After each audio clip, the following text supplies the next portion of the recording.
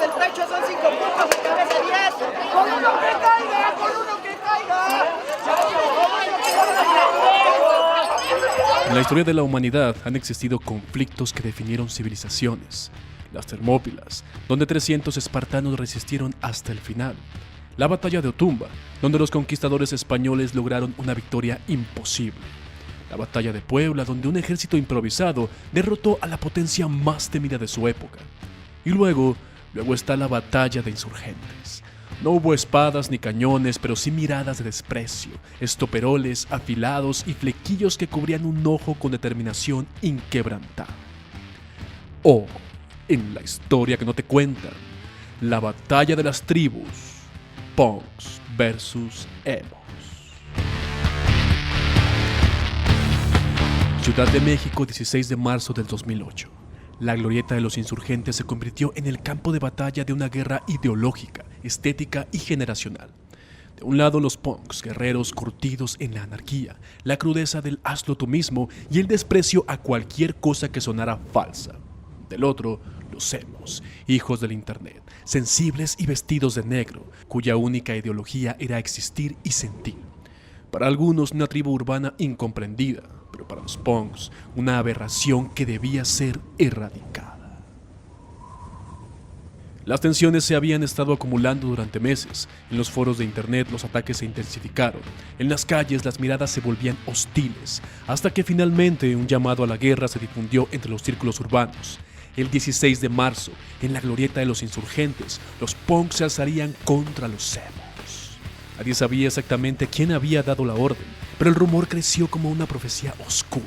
Y cuando la fecha llegó, el destino de ambos bandos estaba sellado. Los testigos de aquel día recuerdan con claridad el momento en que los dos ejércitos se avistaron a lo lejos. Los punks, con sus chamarras de cuero, estoperoles y mohicanos, avanzaban con el sol reflejándose en sus botas de combate.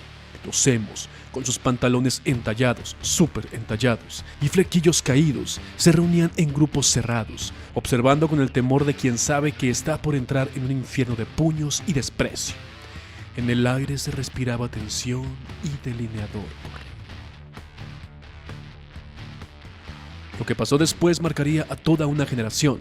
Para algunos fue el fin de una era, para otros la última gran guerra de las tribus urbanas en México. Pero una cosa es cierta, después de la batalla de insurgentes, nada volvió a ser igual. El génesis del odio, punks versus emos, una enemistad escrita en las sombras. En toda guerra hay un detonante, una chispa que enciende el fuego de la destrucción. En el caso de la batalla de insurgentes, ese fuego se avivó con la más profunda de las intolerancias urbanas, el odio entre punks y emos. Pero, ¿de dónde nació este desprecio feroz? ¿Por qué un grupo de jóvenes de crestas puntiagudas y chaquetas con parches se sintió llamado a exterminar a los muchachos de pantalones entallados y miradas tristes? La respuesta, como en todo conflicto legendario, está en la ideología. Para los punks, el mundo era una batalla constante contra el sistema, contra la autoridad, contra la comercialización de la música, del arte, del pensamiento. La anarquía y el hazlo tú mismo eran su estandarte. No importaba si vivías en Londres en 1977 o en la Ciudad de México en el 2008. Un punk auténtico despreciaba cualquier cosa que oliera a moda pasajera. Y ahí es donde entraban los emos. Los emos, por otro lado, no pretendían cambiar al mundo. No querían prender fuego a la sociedad ni rebelarse contra el capitalismo. Ellos solo querían escuchar su música, escribir en sus fotoblogs y expresar su tristeza existencial en paz. Para los punks esto era una herejía. No se puede ser neutral en una sociedad que te oprime, decían los mohicanos con furia.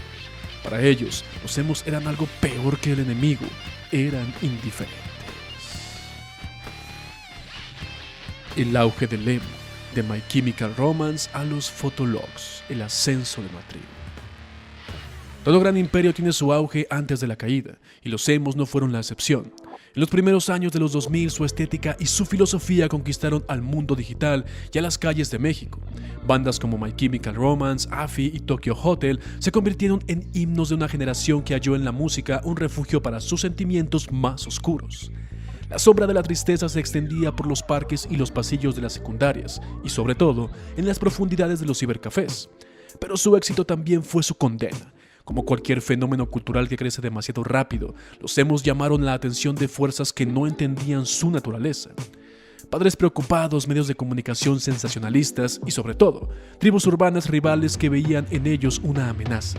Los punks los consideraban una aberración comercializada, los escatos los veían con desprecio y hasta los metaleros los veían con cierto desdén. El cerco se cerraba, el tiempo de la paz se agotaba. El código punk, la vieja guardia y su lucha contra lo comercial.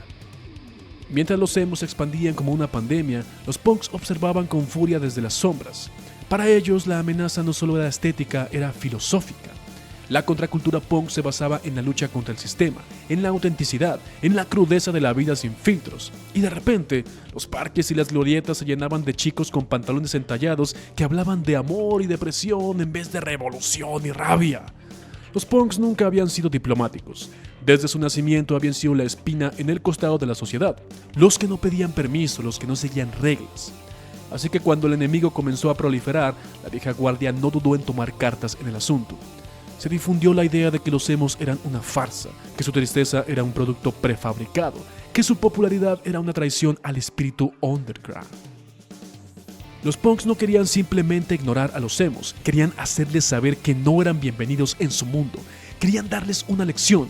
Y así, casi sin quererlo, o casi sin querer, como diría Jimena, se estaba gestando lo que sería recordado como la última gran guerra de las tribus urbanas en México, la Batalla de Insurgentes. El día de la batalla. Toda gran guerra comienza con una profecía. En este caso, la profecía se escribió en foros de internet y rumores de pasillo. El 16 de marzo del 2008, los punks harían una purga de emos en la glorieta de Insurgentes. La noticia se propagó con la rapidez de un MySpace hackeado. Nadie sabía exactamente quién lanzó el llamado, pero una cosa era segura: la confrontación era inminente. Como en la guerra de Troya, donde los griegos sitiaron a la ciudad por 10 años, los punks creían que esta guerra era una batalla por el honor. No podían permitir que los emos siguieran ensuciando los espacios alternativos. Por otro lado, los emos, al igual que los espartanos en las Termópilas, no buscaban la guerra, pero estaban listos para resistir con dignidad y con playlists de Panda en el celular por si las dudas. El 16 de marzo llegó. La glorieta de Insurgentes estaba llena de almas jóvenes que aún no sabían que estaban a punto de hacer historia. Los punks llegaron como vikingos listos para el saqueo. Los emos se agruparon sintiendo en el aire que aquel día algo cambiaría para siempre. Las primeras agresiones fueron verbales, gritos de ¡Tiro al blanco, putos! ¡El pecho son 5 puntos, de cabeza 10! Luego vino el contacto físico, empujones, jalones de flequillos, mochilazos al estilo medieval. Era un caos digno de un cuadro de Goya. La tensión escaló y, como en toda batalla histórica, llegó el momento en que la balanza debía inclinarse.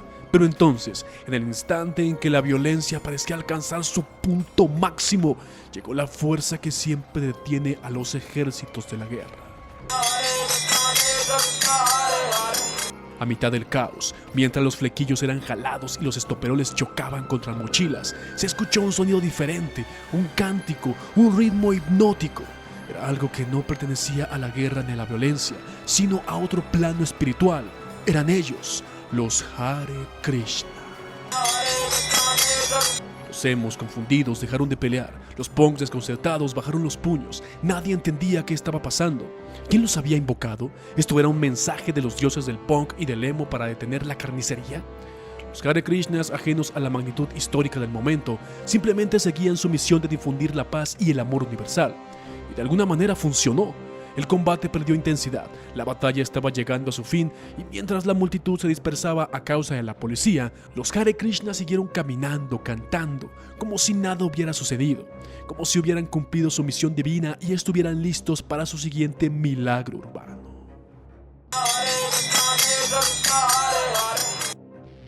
¿Quién ganó realmente?